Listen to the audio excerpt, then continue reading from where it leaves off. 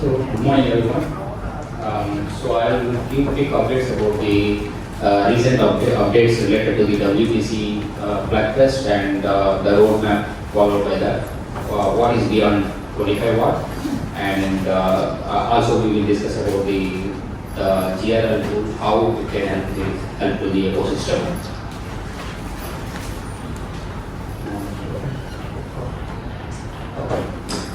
So this is right now the ecosystem roadmap update. You can see from the 24 we have started around 25 watt, and that's about to complete the 2.2.1, and followed by that there is a 2.2.2 will be carried on, which includes the APP and MCPE and MCPM. So as of now, the current target for the general launch, followed by that, we'll be having the 2.2.2. And there are some plans after beyond the 25 watt. As you know, the 50 watt recently it came into the voting, and the 50 watt is going to be taken from the 2026 onwards. So and there is a plan from the WPC to include this WPC G into the IEC standard. So that will be starting from the 2026. And apart from the 50 watt, there is a one more standard, the smartwatch. So that has been already commercial requirements have been completed and will be available, and will be starting the standard from the 2026 onwards. 这里就是说一下 WPT 的这个计划，在2024、2025这个推动到2.1、2.02这样子，然后后续到26年会有50瓦的功率，对，包括还会公布一个在 IEC 的一个标准，也会应用这个 WPT 的这个协议。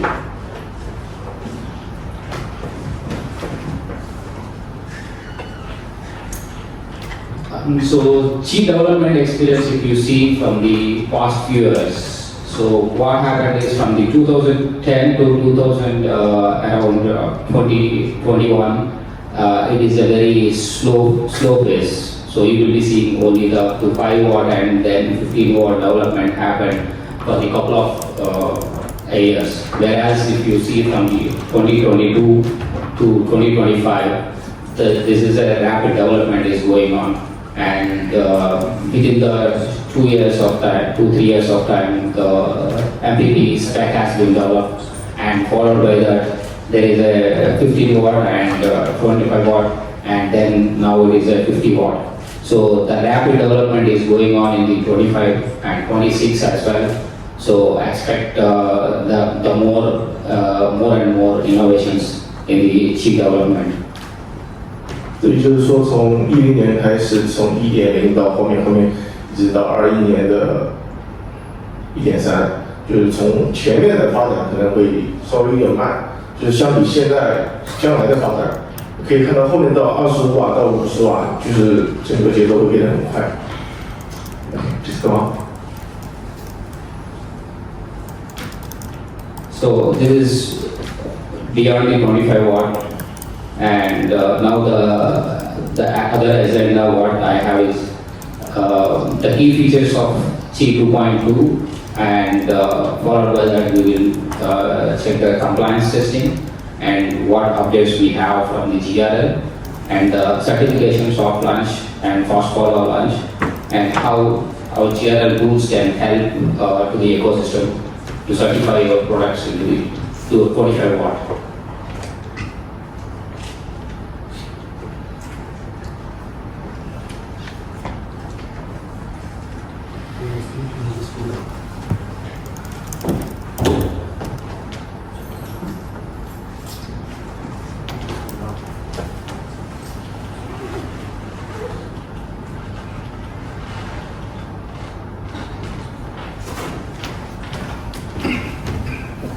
Okay, so the overview of the G 2.2.2. So initially we have a legacy power profiles as BPP and EPP. BPP is up to 5 watt and EPP5 up to 50 watt. And the logos, you can see the Qi logo, and followed by that MPP 15 watt has been introduced, and the logo has been changed to the Qi 2 logo. So whereas the ecosystem is also covering the multiple ways to ensure the other customers and other kind of a MCP, the MCP and MCPM and APP ecosystem is covering a lot more than beyond the MPP. So in the MPP 2.2, 25 watt also there is a upcoming 2.2.2 where you will see the MCP and MCP PM for the cover and cases as well, and the APP also will come into the 2.2.2 updates. 一开始是最早是有的这个 BPP， 包括 EPP 和 EP5，到后面的 MPP 一直到15瓦，然后边上就是说过了这个认证，要将相应的这个打上去的 logo， 然后包括Qi 2 ready 和Qi 2 25瓦 ready 呢，它是针对这种手机壳。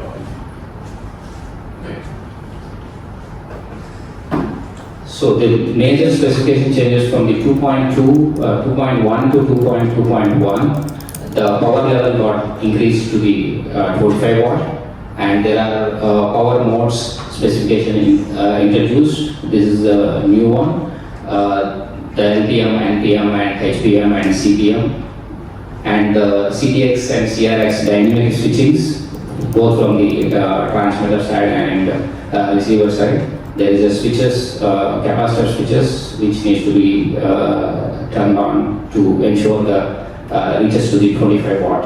And the new methods has been introduced to detect the FODs, whereas before the power, that's called mated Q, and during the power, when it is in the power transfer phase, you will see the delta P loss calibration, where the delta P loss will be detects the FOD. If there is a power differences, it throws that detects FOD and terminates the power, and either terminates or reduces the power to the safe level.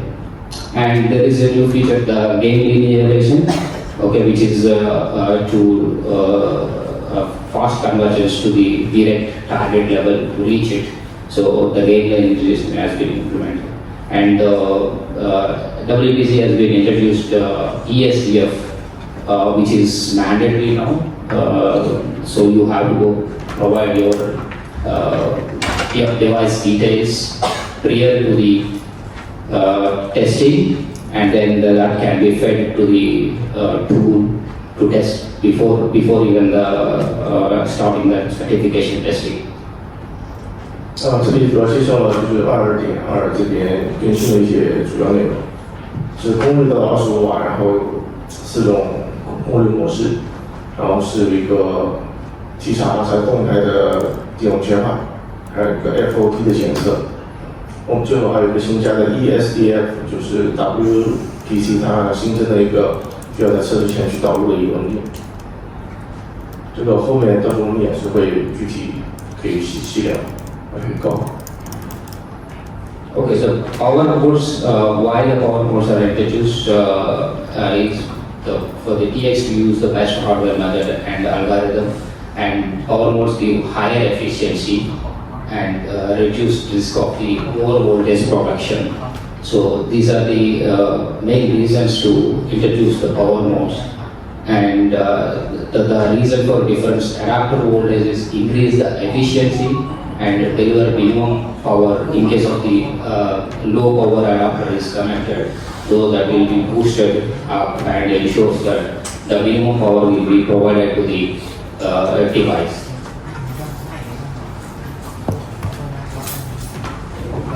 这里主要介绍一下这个功率模式。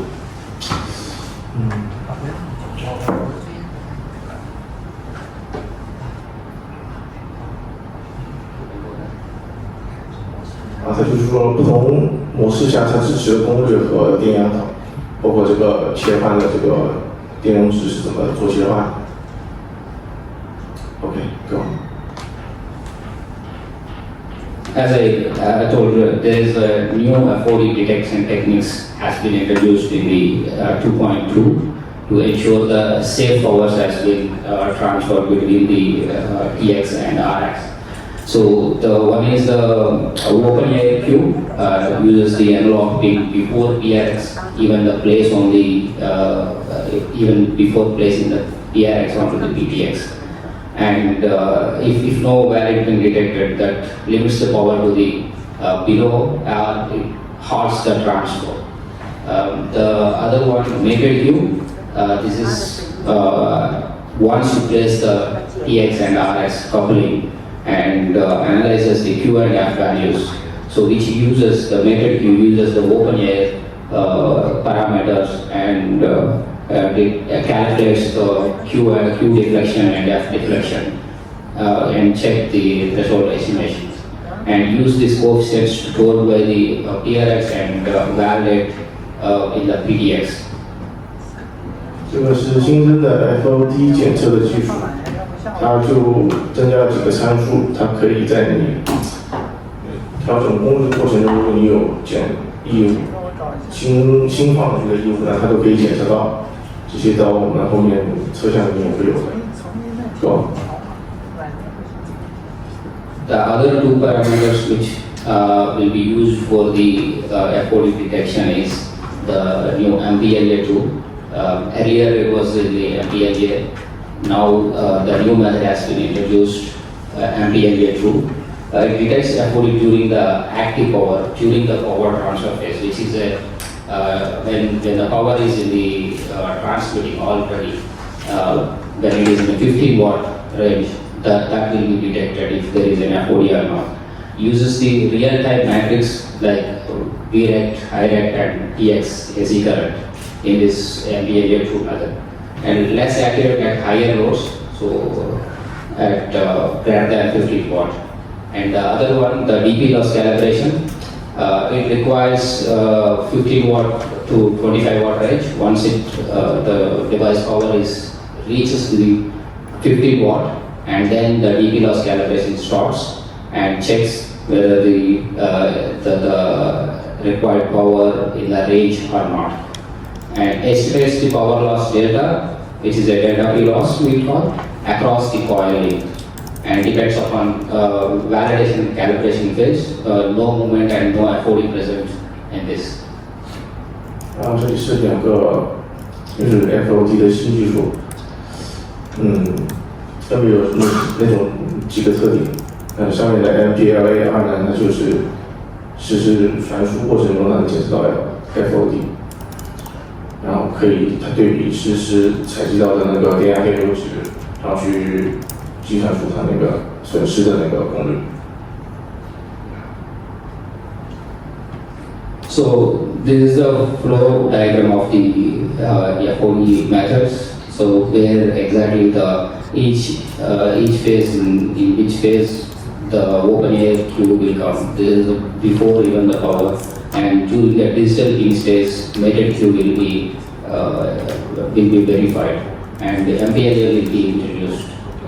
From the 10 watt to the 15 watt, and after the 15 watt, during the 25 watt phase, the DP loss calibration will be done, and these are the different levels where the F40 detection can be happened.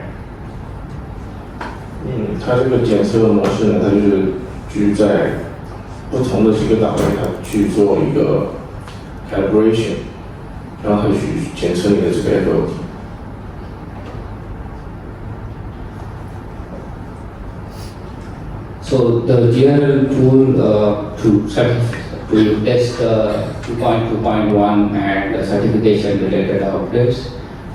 So the same GUI, there is no change in the application and the flow of the testing.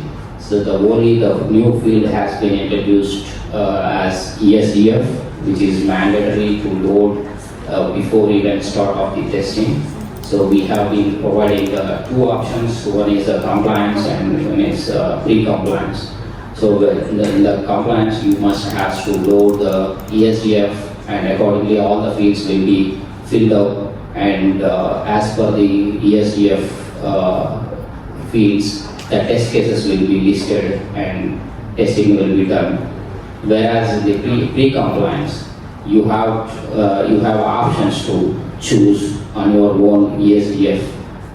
You can modify the ESDF. We also provide the sample EAFs to load into the application. So which gives more freedom, modifications, and test it and change your ESDF fields, and again you can perform the testing. 这个是就刚刚有提到那个 ESDF 是新增的东西啊，就是对于认证测试来说是必须导入的东西。这个文件呢，到时候那个现在已经有公开的 WPC 它会有 SOP 去教你怎么做这个东西。然后我们这边我们的软件还提供了一个 pre-compliance 的测试 mode， 然后这个模式会提供给你一个就可以让你做简单的测试，有一个生成的文件。So there are in the 2.2.1 certification, there are two coils has been introduced, coil names. Whereas with the GRL equipment, you no need to change the coils. The same coil will serve both MPP1 as well as MPP4 requirements. We have handled the respective changes in our hardware. So the same coil which we are using for the 15 watt can be used for the 25 watt as well. 这里2022新增的测量合体是实际上是有两个线圈选择嘛，但是我们仪器呢就可以做到就用同一个线圈，我们是在内部去做了一些调整，所以就是实际上用 MPP 化这个线圈就够了。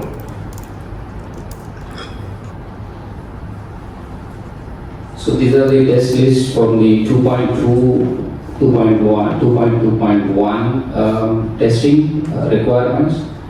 These are purely new test cases which are not carry forward from the 2.1. The 2.1 test cases, approximately 320 test cases carry forward from the 2.1 to 2.2. These 368 test cases, these are the main test cases. There are some sub-test cases as well. So total 368 test cases newly written in the 2.2.1. 这是2.2认证的新增的那些测量，就是对新增的测量，这都是新增的。OK。These are the practice objects which during the Austin event QRK has been displayed the status of the current tool status, which has been just I have taken the reference and keeping. Right now you can see the both tools has been validating, and GRL has there are no blocked items as of now, so we are expecting that eventually we are going for the approval and we will get approval. And whereas other tool has some blocking items, that's just one thing to your knowledge. 这个就是说，我们现在那个 GL 的仪器和另外一家仪器的一个对比。那我们现在进展上面来说，我们的 block 项目现在是没有的。那另外一家的话，现在还有10个 block 项目没有解决。所以说，大家可以通过这个表格去判断，自己判断一下这个 soft launch 开始的时候哪一家仪器会批准啊。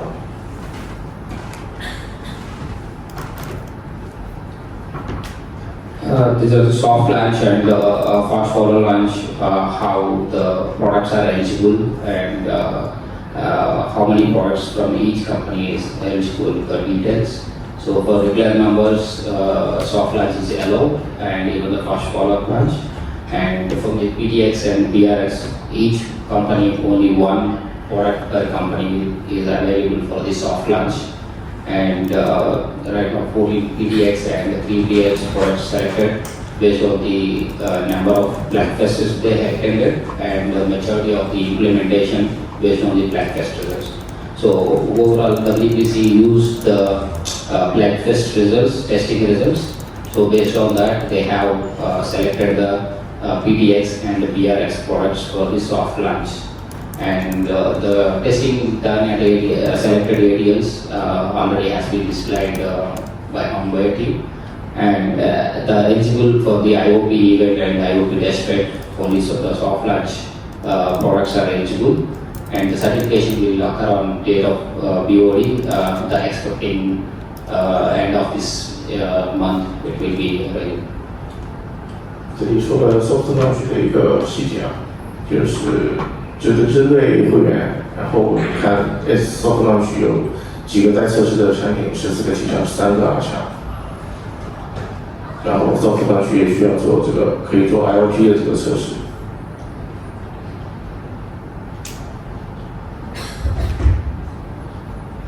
Regarding the 2.0 and 2.1 certification updates, so the 2.0 certification has already been stopped and the CRS grace period has expired, and from the month of June onwards they stopped certifying the 2.00 and 2.01, whereas 2.1 is expected to stop the certifications after the approval of the 2.2.1. 这里就是各个版本认证的宽限期吧，对，才能。它现在是什么？就是我们大家都知道，2.0.1在今年5月份是已经暂停认证了。那它的意思就是说，在2.2被批准之后，那么2.1会很快速的取消认证，以后就没有2.1的认证了，都是2.2的认证了，这样。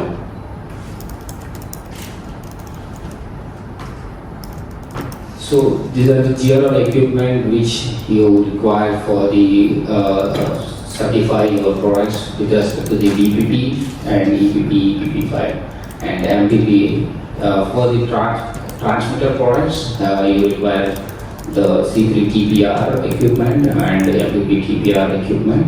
So choose to certify your MPP products, whereas for the BPP, EPP, EPP5 can be certified with the C3 TPR. APP with APP and MPP should be used C3 TPR and MPP TPR. 对，这个就介绍一下我们这边的一个方案组合。那可以看到老的 BPP 跟 EPP 还有 EPP5 的，我们是在老的一台仪器，我们叫这个 C3 这么去做的。那么后来的话，这些新的从2.0开始到2.1、2.2，包含的2.0的 APP， 包含了2.2的测试呢，我们是台新的仪表叫这个 MPP TPR 的仪器，一共是2套仪表 TX 这一边。For the PRX product testing and certification, so for all the PPP, EPP, MPP, MCP and MCP, for all these certifications, the GRL side, the C3 TPP, one single equipment is enough to certify all these profiles.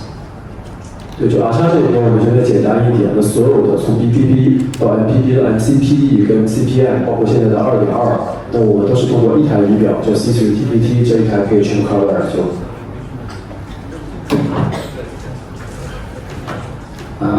Thank you for giving this opportunity. Thanks, Amber. Thanks everyone. Thanks for your time.